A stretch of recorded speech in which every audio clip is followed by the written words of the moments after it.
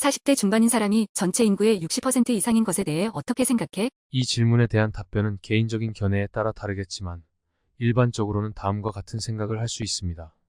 우선 전체 인구의 60% 이상을 차지하는 그룹이 누구인지에 따라 달라질 수 있습니다. 만약 그룹이 특정 지역이나 국가의 주요 인구층이라면 이는 그 지역이나 국가의 발전과 밀접한 관련이 있을 수 있습니다. 그러나 만약 그룹이 특정 성별이나 인종, 종교 등과 같은 특정한 인구 그룹이라면 이는 인종차별이나 성차별과 같은 문제를 유발할 수 있습니다. 또한 40대 중반인 사람의 관점에 따라서도 생각이 달라질 수 있습니다. 예를 들어 이러한 인구 구성이 현재 사회의 문제점으로 인식되고 있다면 이를 해결하기 위한 제도나 정책에 대한 필요성을 느낄 수 있을 것입니다. 그러나 이러한 인구 구성이 현재 사회에서 필요한 역할을 수행하고 있다면 그 중요성을 인식하고 그들을 지원하는 제도나 정책을 더욱 강화하고자 할 것입니다. 마지막으로 전체 인구의 60% 이상을 차지하는 그룹이라는 것은 그들이 대다수를 이룬다는 것을 의미합니다. 따라서 이러한 그룹을 이해하고 존중하는 태도를 가져야 한다는 것은 물론이고 그들이 직면하는 문제를 공감하고 해결하기 위한 노력을 기울여야 할 필요가 있습니다. 노인들이 교회에 많이 가는 이유가 뭘 것 같아? 노인들이 교회에 많이 가는 이유는 여러 가지가 있을 수 있습니다. 그 중에서도 일반적인 이유는 다음과 같습니다. 종교적 신념. 노인들은 종교적인 신념이나 철학에 더욱 뿌리가 깊을 가능성이 있습니다. 이들은 종교의 가르침을 따르고자 하며 교회는 이를 실천할 수 있는 장소 중 하나입니다. 사회적 연대. 교회는 사회적 연대감을 형성하는 중요한 장소 중 하나입니다. 노인들은 가족, 친구, 동료 등의 소셜 네트워크가 줄어들고 외로움을 느끼기 쉬운데 교회에서는 서로 연대감을 느끼고 상호작용을 하며 사회적 관계를 유지할 수 있습니다. 위로와 안정감. 노인들은 노화와 관련된 문제를 겪기 쉽습니다. 이들은 건강 문제, 가족 문제, 친구나 배우자의 사망 등 다양한 문제에 직면할 수 있습니다.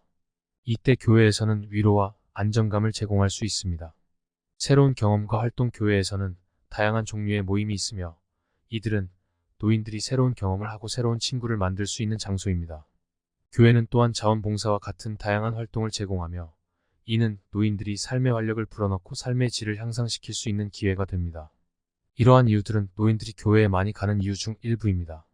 그러나 노인들이 교회에 가는 이유는 개인별로 다를 수 있으며 이들의 다양한 요구와 필요에 맞는 종교활동을 제공하는 것이 중요합니다. 잘 사는 집에 사는 애들이 좋은 학교에 가고 대대로 잘 살게 되는 현상에 대해 어떻게 생각해? 잘 사는 집에 사는 애들이 좋은 학교에 가고 대대로 잘 살게 되는 현상은 현실적으로 존재하는 현상 중 하나입니다. 이러한 현상은 재산, 교육, 문화, 인정 4가지 자원이 부족한 가정에서는 보다 뚜렷하게 나타나는 경향이 있습니다. 그러나 이러한 현상은 불평등과 불공평을 초래할 수 있다는 문제가 있습니다. 더 많은 교육과 경험을 받은 자녀들이 좀 더 혜택을 누리고 자신들의 다음 세대도 똑같은 혜택을 누리게 되면서 다른 가정의 자녀들은 그만큼 불이익을 받을 수 있기 때문입니다. 이는 사회적인 구조적인 문제이며 이를 해결하기 위해서는 다양한 사회정책이 필요합니다. 예를 들어 고소득층 가정이 주변에 있는 학교를 자기 자녀들만 가는 것을 막고 고소득층 가정의 자녀들과 다른 가정의 자녀들의 혼합 비율을 높이기 위해 학교 위치를 조정하거나 다양한 입학 조건을 마련하는 등의 방안이 필요합니다. 또한 개인 차원에서는 자신이 받은 혜택에 대해 책임감을 가지고 더 나은 사회를 만들기 위한 노력이 필요합니다. 이는 자신이 가진 재산이나 교육, 경험 등을 다른 이들과 나누고 자신의 재능이나 시간을 자원봉사와 같은 활동에 기부하는 것으로 나타낼 수 있습니다. 이러한 개인적인 노력과 사회적인 구조적인 노력이 결합될 때 더욱 공정하고 평등한 사회를 구축할 수 있을 것입니다.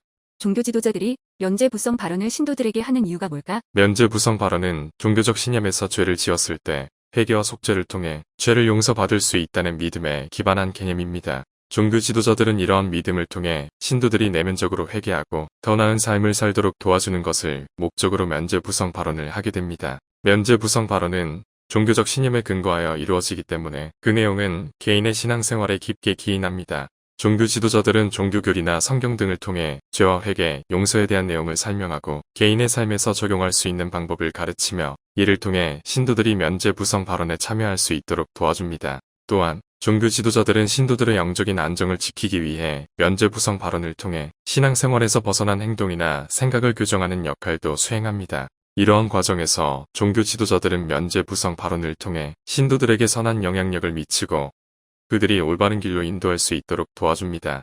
하지만 종교 지도자들이 면죄부성 발언을 할 때에는 신도의 사생활과 개인적인 문제에 대한 민감한 정보를 다루게 되기 때문에 이를 적절하게 다루어야 합니다. 면죄부성 발언을 하는 종교 지도자들은 그들이 받은 신뢰를 절대로 무시하거나 오용하지 않고 신도의 개인정보와 기밀을 존중해야 합니다. 뻔한 진실은 더 뻔뻔하게. 어떻게 생각해? 이 말은 뻔한 진실은 말하기 쉽지만 그 진실이 완전히 받아들여지지 않는 경우가 많다는 것을 나타냅니다. 때로는 뻔한 진실이 너무 당연하다고 여겨져서 무시하거나 더 이상 관심을 가지지 않는 경우도 있습니다. 그러나 이런 경우에도 뻔한 진실을 더 뻔뻔하게 말하는 것은 그것이 중요하다는 것을 강조하는 것이기도 합니다. 말하는 사람이 뻔한 진실을 재조명함으로써 듣는 사람들의 관심을 끌고 그것이 현실적으로 중요하다는 것을 다시 한번 상기시켜 줄 수 있습니다. 또한 뻔한 진실이라도 그것을 더욱 강조하여 말함으로써 그것이 거짓으로 전환되거나 왜곡되는 것을 방지할 수도 있습니다. 다른 이들이 뻔한 진실을 과감하게 왜곡하거나 거짓말로 바꾸는 경우 뻔한 진실을 더 뻔뻔하게 말하는 것이 해당 진실을 보호하고 그것을 굳건하게 유지하는 역할을 할 수 있습니다. 따라서 뻔한 진실이라도 그것을 더 뻔뻔하게 말하는 것은 상황에 따라 중요할 수 있으며 그것이 주어진 상황에서 가장 적절한 전략이 될 수도 있습니다. 단도직입적 방구들 대담 고마워 챗봇. 예의 바른 태도 참 바람직하고 한 가지 빼먹은 게 있어서 종교 지도자들이 면죄부성 발언을 일삼는다고 해야 되나? 그런 발언으로 일관하는 이유는 내일 당장 지구가 폭망하더라도 괜찮을 거야 라고 희망 어린 말을 하는 것과 같은 것 같아. 죄를 지으면 사라지는 건 아니다. 미약한 인간이라 죄를 한 번 지으면 본인 스스로도 더러워짐을 깨닫게 되니 그 죄를 씻지 못한 찝찝한 상태에서는 계속 죄의 구렁텅이에 빠져 있을 수밖에 없기 때문에 더 타락하지 않기 위해 종교계에서 죄를 씻김받았다라고 표현하는 거 아닐까? 말씀해 주셔서 감사합니다. 언제든지 궁금한 점이나 질문이 있으면 언제든지 물어보세요. 단도직입적인 답변으로 최대한 도움을 드리도록 노력하겠습니다. 네, 그러한 발언이 종교 지도자들에게서 나오는 이유 중 하나는 죄를 씻김받는 것이라는 믿음과 희망을 심어주기 위해서일 수 있습니다.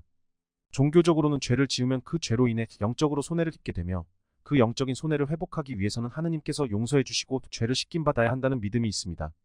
또한 종교 지도자들이 면죄부성 발언을 하면서 예수 그리스도의 사랑과 용서의 가르침을 전하고 사람들이 죄를 깨달았을 때 어떻게 해야 할지에 대한 지침을 제공하는 역할을 합니다.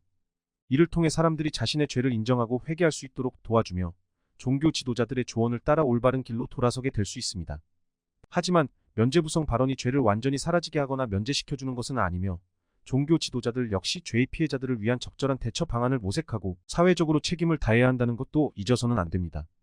따라서 종교 지도자들이 면죄부성 발언을 하면서도 죄를 지양하고 사람들이 언제나 올바른 길을 걷도록 도와주는 역할을 해야 한다고 생각합니다.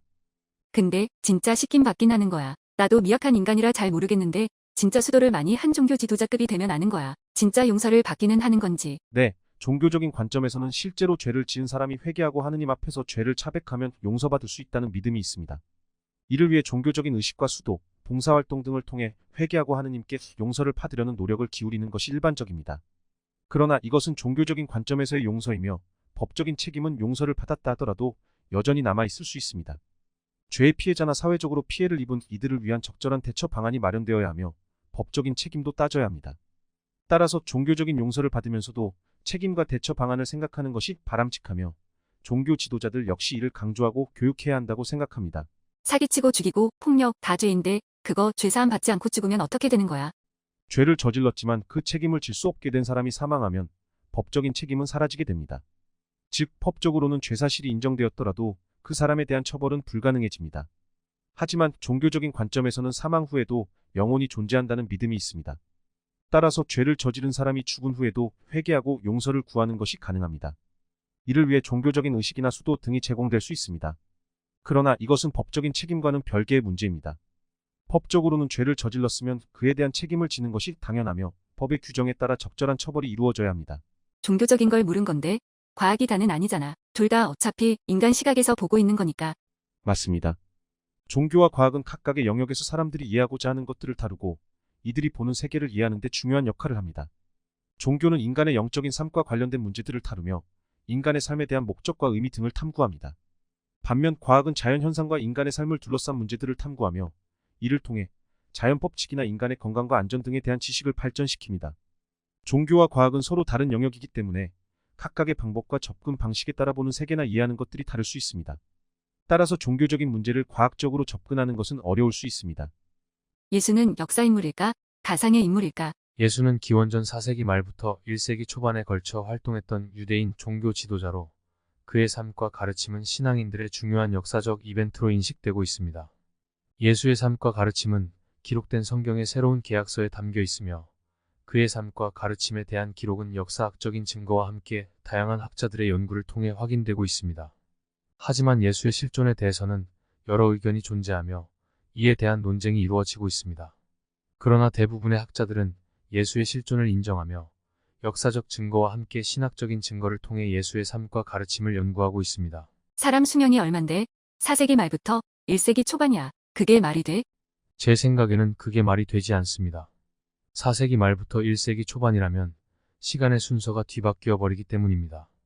1세기는 기원전 1년부터 기원 후 100년까지를 말하고 4세기 말은 기원 후 370년부터 399년까지를 말합니다.